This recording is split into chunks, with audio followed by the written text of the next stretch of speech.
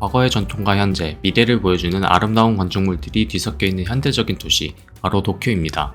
저는 예전에 경유지로 도쿄에 잠깐 들러서 점심부터 밤까지 돌아다녔었는데요. 하루 잠깐 체류하는 거라 계획 없이 정말 무작정 걸어 다녔었어요. 그런 것 치고는 우연히 발견한 좋은 장소들이 곳곳에 있어서 둘러보는 재미가 있었는데요. 하지만 미리 알고 가지 못해서 제대로 보지 못하고 나온 것도 있더라고요. 한국으로 돌아오고 보니 이런 게 귀국하고 참 아쉬웠죠.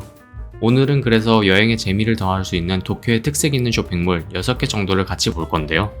요즘 단거리 여행을 많이들 가시죠? 특히 제 주변을 보면 일본 여행을 많이 가는데 여행에 쇼핑이 또 빠질 수가 없죠. 근데 저는 잘 계획하고 간 게 아니라면 여행 중 쇼핑이 참 어렵게 느껴지더라고요. 뻔한 도쿄 여행이 싫고 요즘 뜨는 것에 관심이 많은 분들도 있으실 텐데요. 그래서 쇼핑몰 중에서도 또 요즘 도쿄에서 트렌디하면서도 건축적으로도 볼거리가 있는 곳들 위주로 선정해봤습니다. 서쪽에서부터 동쪽으로 가면서 소개를 시작해볼게요. 먼저 도쿄의 서쪽에 위치한 하라주쿠입니다.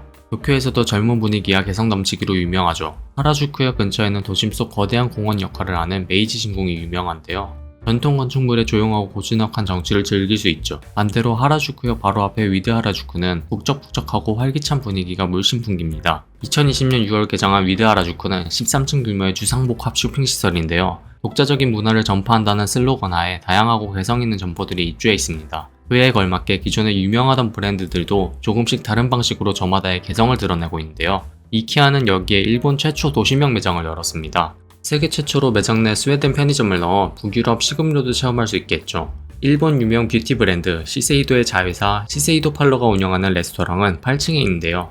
이것도 좀 특이하죠. 내면의 아름다움을 알린다는 목표로 오검 중 하나인 미각을 공략했습니다.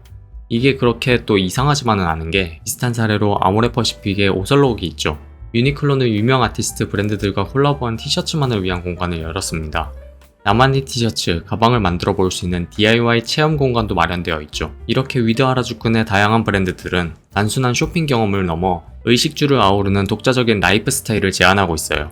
위드 하라주쿠는 프리츠커 수상자이자 일본 건축 거장인 이토도요가 설계했어요. 천연 나무와 같은 자연 소재가 곳곳에 사용되어 좀 더 인간에게 따뜻하게 느껴지도록 했죠. 신사의 토리를 연상시키는 거대한 나무 출입구는 메이지 신궁과의 연결성을 보여주며 자연을 강조하는데요. 3층의 테라스와 상층부 주거층에서는 메이지 신궁이 내려다 보이죠. 건물이 지어진 부지는 과거 작은 언덕 정도의 겐지산이 있었던 곳인데요. 위드 하라주쿠는 지금은 없어진 겐지산을 현대적으로 재현하는 것을 컨셉으로 하기도 했죠. 주변에 대응하는 방식도 남다른데요. 서측 도로변에서는 도시 경관에 맞게 높고 밀도 있는 인면을 보여주고 있어요. 형태는 좀 더 반복적이고 단정하죠. 동측 골목에서는 골목 크기에 알맞게 좀 더 작은 덩어리로 분절되어 반전미를 보여줍니다. 도로변과 다르게 거리의 다른 건물들을 압도하지 않고 잘 녹아들었죠. 단단단으로 타고 내려오는 모양새인데요. 동측보다 서측이 더 낮아 건물이 더 낮게 깔릴 수 있었죠. 덕분에 골목에서도 건물이 전혀 부담스럽지가 않아요. 근처에 활기찬 쇼핑거리인 다케시타 거리가 붙어 있는데요. 이 거리를 즐기다가 보이는 정원 테라스는 사람들의 눈길을 사로잡으며 자연스럽게 발길을 끌어당기곤 합니다. 이 2, 3층의 정원 테라스는 북적이는 도시 한가운데 조용하면서도 매력적인 쉼터를 제공하죠. 자연적인 하라주쿠 원풍경을 재현하기 위해 계단식 테라스 정원이 탄생했다고 하네요. 주거지의 막다른 골목 부분은 아예 주변 건물들과 비슷해 보일 정도로 완전히 동화되어 버렸죠. 이쪽 출입구는 하라주쿠역으로 가는 통로로 사용된다고도 하네요. 하라주쿠역에서 남동쪽으로 향하면 도쿄의 샹젤리제 거리라고도 불리는 오모테산도로 넘어가는데요. 이 초입에 아주 독특한 건물이 하나 있습니다. 입구에서부터 심상치 않은 모습을 보여주는데요.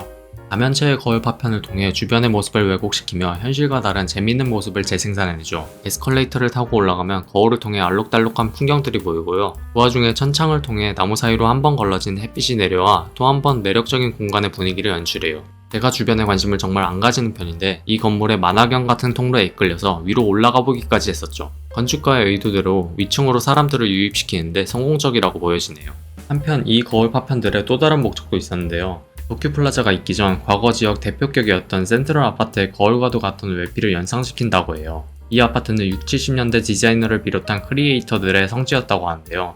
그만큼 상징성이 있었기에 개성을 중시하는 하라주쿠 지역의 과거의 추억을 담아내고자 했던 거죠. 의류 패션, 잡화, 화장품을 주로 취급하는 이 복합 쇼핑몰은 10, 20대 일본 여성들이 좋아하는 일본 브랜드들이 입점해 있는데요. 이 쇼핑몰의 진가는 옥상 테라스에서 나와요. 건물 외부에서 보면 마치 토분에 나무가 잔뜩 심긴 것 같은 형태로 교차로에까지 오모테산도의 가로수가 연장된 모습인데요. 교차로에서 뒤로 갈수록 높아진 형태여서 이 옥상 정원의 존재를 길거리에서도 알아차릴 수 있게 해놨죠. 오모하라의 숲이라 불리는 이 옥상 정원은 스타벅스를 포함해서 카페와 레스토랑도 끼고 있어요. 도심의 북적거림에서 벗어나 잠시 자연을 즐기며 쉬었다 갈 수 있어 인기가 많은 곳이죠. 2024년 최근에는 교차로 대각선 맞은편에 또 다른 도쿄 플라자가 생겼는데요. 그래서 이제는 이 새로운 도쿄 플라자를 하라카도라고 하고 기존 도쿄 플라자를 오모카도라고 부르기로 했다고 합니다. 이 카도라는 것은 일본어로 카도라고 읽는 세 개의 한자에서 착안했다고 하는데요. 각자 모퉁이, 재능, 문을 뜻해서 하라카도는 교차로의 모퉁이에서 다양한 사람들의 재능을 자극하고 성장시켜 새로운 하라주쿠 문화로 가는 문이 된다는 생각을 담았다고 합니다. 하라카도 외관은 파편화된 유리의 집합체 같은데요. 이 역시도 과거에 있었던 센트럴 아파트를 연상시키죠. 기존 도쿄 플라자보다도 좀 더 적극적으로 차용해왔습니다. 그만큼 내부에서도 크리에이터 정신을 계승하고 활동할 수 있는 공간들을 적극적으로 안배해놨어요. 하라카도는 쇼핑이 주가 되었던 오모카도와는 차별되도록 하라주쿠 문화의 창조와 체험을 강조하는데요. 일본 목욕탕 마니아들로부터 잘 알려져 있는 90년 전통의 목욕탕 보스기유, 다양한 문화 주제의 잡지들을 모은 잡지 공간 커버, 크리에이터들이 모이는 플랫폼과 그들의 아트를 체험할 수 있는 공간, 그리고 갤러리, 소매점, 음식점 등이 입점할 예정입니다. 옥상 테라스 역시 매력적인데요. 오모카도를 바라보고 계단식의 테라스로 구성되어 있어요. 그래서 옥상층 높이에서도 시각적으로 녹지가 연결되는 듯한 느낌을 주죠. 오모테산도가 내려다 보이는 또 다른 인기 있는 휴식처가 될 거라 기대되네요. 오모테산도에 가실 일이 있다면 오모카도와 하라카도 둘 다 방문해보시는 건 어떨까요? 오모테산도 거리 남쪽으로 향하면 세계적으로도 잘 알려져 있는 시부야 스크램블 교차로가 나오는데요. 여기서 북쪽으로 살짝만 올라가면 미야시타 공원이 있습니다. 지금은 젊은이들이 많이 찾는 핫한 곳이 되었는데요. 과거에는 정말 낙후되어 수많은 노숙자들이 살던 곳이었습니다. 이 죽은 장소를 재생시키기 위해 세계 5손가락 안에 드는 일본 건축 그룹 니켄세케이가 설계에 참여했죠. 도쿄 최초의 공중공원이라는 타이틀도 가지고 있는데요. 땅값이 비싸고 특히 공원이 귀한 도쿄에서 미야시타 공원은 도심 속 새로운 해법이 되었죠. 미야시타 공원은 이름처럼 일반적인 공원은 아닌데요. 2개의 건물 지붕을 이어서 축구장 1.5배의 공원을 만들고 그 아래 다양한 매장들이 입점한 쇼핑몰을 만들었습니다. 듣기에 뭔가 낯설게 느껴지지 않나요? 쇼핑과 공원이 섞여 있다는 게 조금은 생소하죠. 하지만 기존에 생소하던 조합을 성공적으로 해낸 건데요. 어떻게 이게 가능했을까요? 세속적인 것의 대표격인 쇼핑과 자연을 즐길 수 있는 공원은 잘 섞이기 힘든 이미지예요. 무언가 각자 독립적인 영역이 있어야 할 것만 같죠. 그런데 공원은 왜 만드는 걸까요? 도시 속에서 부족한 자연을 즐길 수 있는 공간을 원했기 때문입니다. 인간이 자연 속에서 살던 시절에는 필요가 없었던 개념이었죠. 그럼 도시 속에서 굳이 자연을 찾는 이유는 또 뭘까요? 미국을 대표하는 건축평론가인 세라 윌리엄스 골드에이건 전 하버드 교수가 있습니다. 이분의 저서 공간혁명에는 이런 내용이 있습니다. 인간은 유전적으로 자연을 필요로 한다. 인간은 생물 친화적 종으로 진화해왔다. 그래서 자연에 본능적으로 끌리고 집과 사무실, 공동체가 자연과 연결된 느낌을 원한다고 합니다. 자연이 가져다주는 정서적 안정감은 또 다른 놀라운 효과를 가져다 주는데요. 자연을 지속적으로 접하는 환자의 치유 속도가 훨씬 빠르다는 사례도 보여주죠.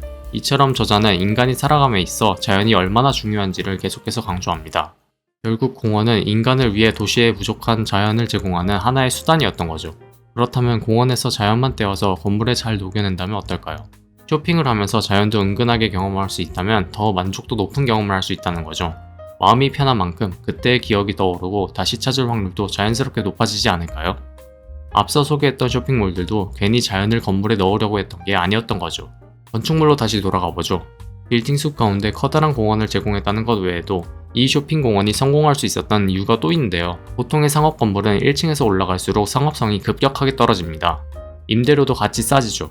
이건 사람들이 굳이 올라갈 이유를 찾지 못하기 때문인데요. 이걸 해결하기 위해 미야시타 공원은 목적성을 가지고 이용하는 공간들을 곳곳에 배치합니다. 그리고 공간들이 외부에서 잘 짐작되도록 계획했어요. 올라가는데도 심리적으로나 물리적으로나 부담이 없도록 잘 배려했죠. 이게 무슨 말이냐면 우선 외관을 보면 캐노피의 측면으로 녹지가 타고 내려와 있는데요. 이게 옥상 공원의 존재를 은연중에 암시하고 있죠. 각층 매장과 식당은 앞에 테라스를 두어 휴식하거나 야외 식사까지도 가능하게 해놨어요. 그래서 길거리에서도 이런 모습들이 잘 보이죠.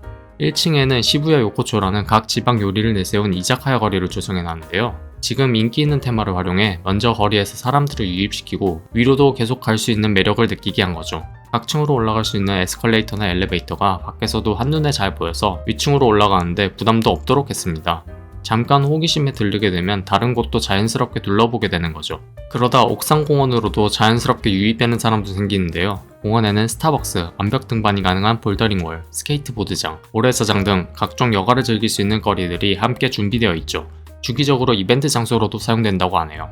특이하게 이 공원에 호텔 로비도 연결되어 있어 정말 다양한 사람들이 공원을 찾을 수밖에 없도록 해놨습니다. 이 밖에도 두 개의 육교가 건물로 바로 연결되어 있기도 해서 우연히 거리를 지나다 자연스럽게 안으로 사람들을 유인하죠. 정리하면 미야시타 공원은 많은 즐길거리와 볼거리, 액티비티, 호텔을 담은 공공성과 상업성을 어우르는 휴식과 활동이 만난 곳입니다. 최근 서울시에서도 이 미야시타 공원을 그대로 벤치마킹하려는 시도가 있었는데요. 시부야를 찾게 된다면 한번 가볍게 둘러보시는 걸 추천합니다. 시부야로부터 동쪽으로 쭉 옮겨가면 미나토구가 나오는데요. 미나토가 생소하지 않으면 롯본기는 들어보셨나요? 바로 롯본기가 있는 곳이 미나토구입니다. 도쿄 내에서도 가장 부천인 지역으로 주요 업무지구면서 고급 주택들도 많이 있죠. 관광객들도 많이 찾는 도쿄타워 역시 여기에 있습니다. 이 도쿄타워로부터 북서쪽으로 조금만 올라가면 넘실대는 언덕을 닮은 듯한 건물과 일본 최고층 마천루의 모습이 보입니다. 바로 2023년 11월 24일 개장한 아자부다이 힐즈인데요. 영국의 스타 건축가 토머스 헤드윅이 저층부 디자인에 참여하기도 했죠. 헤더윅은 최근 노들섬 재개발 프로젝트 공모에서 시민들에게 호평을 받았던 건축가로 우리와도 인연이 있는 건축가입니다. 아자부다이 힐즈는 단순한 건물 설계를 넘어서서 미래 도쿄의 모습을 제시한 컴팩트 시티라고 할 수 있는데요. 아자부다이 힐즈는 녹색으로 쌓여 사람과 사람을 연결하는 광장 같은 도시를 표방합니다. 인간 중심형 도시, 자연과의 조화, 건강한 삶을 강조했죠. 한 곳에 업무, 상업, 문화, 주거, 숙박, 교육, 의료를 모두 담아내서 정말 많은 것들을 경험할 수 있는 장소인데요. 특징 중 하나로는 부지 30%를 녹지로 두어 정말 다양한 나무들과 식물들을 심었습니다. 덕분에 방문자들이 계절별로 다양한 풍경을 즐길 수 있게 되었죠. 또 곳곳에 유명 아티스트들의 설치 미술 작품도 흩어져 있어 구경하면서 산책하는 재미가 있습니다. 중앙광장에서는 주기적으로 다양한 이벤트도 개최되죠. 밖에서도 볼거리가 많지만 안에서도 즐길거리가 정말 많은데요. 우선 일본 전역에 흩어져 있는 유명한 레스토랑과 카페, 디저트 가게들이 한데 모여 있습니다. 이들을 모은 아자부다이 힐즈 마켓은 세계적인 수준의 식문화 발신지가 되고자 했죠. 패션, 푸드, 미용을 포함해 인지도 있는 150개의 매장도 순차적으로 들어서는 중이고요. 복합 문화 공간의 성격을 담은 만큼 서점도 있고 갤러리 역시 있죠. 특히 현재 세계에서 가장 핫한 디지털 아트 그룹 팀랩 보더리스의 전용 상설 전시장도 마련되어 있습니다. 이 밖에도 33층의 전망대가 위치해 있어 도쿄타워를 포함해 도쿄 전경을 내려다볼 수 있어요. 아자부다이 힐즈의 마치 달리의 작품과도 같은 이 모습은 어떤 이유에서 탄생하게 되었을까요? 아자부다이라는 이름에서도 힌트가 있는데요. 지명에 이미 고지대라는 뜻이 있습니다. 원래 과거 이 지역은 경사와 좁은 골목들이 많았다고 합니다. 부촌과 판자촌이 공존했던 서울의 옛 성북동과 같았죠.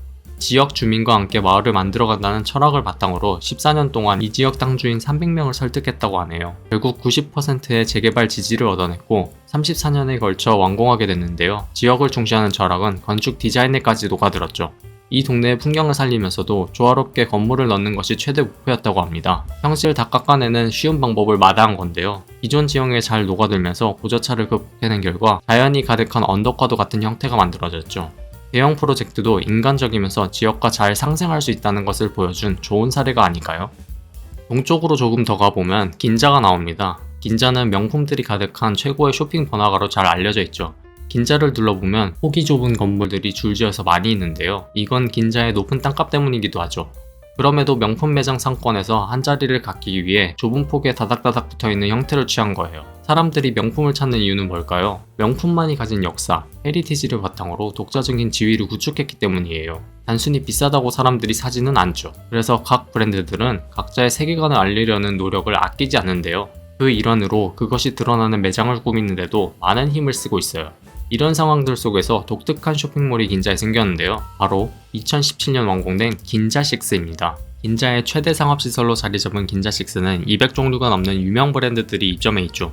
내부에는 아티스트나 디자이너들의 작품도 곳곳에 있어 눈을 즐겁게 해주는데요. 특히 중앙 중정에는 거대한 설치 미술이 전시되어 있습니다. 갤러리나 츠타야 서점도 있어서 조용하게 즐길 수 있는 공간도 마련이 되어 있죠. 쇼핑을 하다 휴식이 필요하다면 2층에 테라스를 갈 수도 있고요. 긴자에서 유일한 대규모 옥상 정원이 긴자6 가든을 즐길 수도 있어요. 외관을 한번 볼까요? 사실 건축적으로 뭐가 그렇게 특이한가 싶지만요. 속사정을 들여다보면 흥미로운 부분이 있습니다. 도쿄 내 땅값 1위인 긴자에서 이 정도로 대규모의 한 건물이 들어서는 게 사실 상상하기 어려웠던 일이었죠. 하지만 각각 좁은 건물들로 나뉘어 비효율이 발생할 것을 여러 회사가 투자를 받아 하나의 건물로 만들어냈습니다. 그리고서 직접 백화점을 운영한 대신 각자 거리에 있던 브랜드들에게 공간을 빌려주고 임대료를 받기로 하죠. 그래서 안내도를 보면 마치 긴자식스의 거리를 한 건물 안으로 들여온 것 같기도 합니다. 각자 건물을 세우기보다 한 공간에 있는 것이 공간적으로도 효율적이죠. 이건 바로 공용 공간들을 공유할 수 있기 때문인데요. 쇼핑몰 안에 있기 때문에 건물을 관리해야 하는 부담도 없어지죠. 또 다른 특징으로는 각자의 브랜드들을 거리에 표현할 수 있는 공간도 마련해놨다는 건데요. 먼저 주변에 쪼개진 상업 건물들의 크기에 조화되도록 저층부를 쪼갰습니다. 이 부분을 일부 브랜드들에게 임대해서 인면을 뜯어고칠 권리까지도 제공했어요. 그래서 여타 백화점과 다르게 하나의 쇼핑몰이 아닌 각자 다른 건물이 나열된 듯한 모습을 보여주고 있죠. 특이한 건 입점 공간과 인면이 일치하지 않을 수도 있다는 건데요. 이게 무슨 말이냐면 두 개 층에 입점을 하고 인면만 3, 4층까지 임대할 수도 있다는 거죠.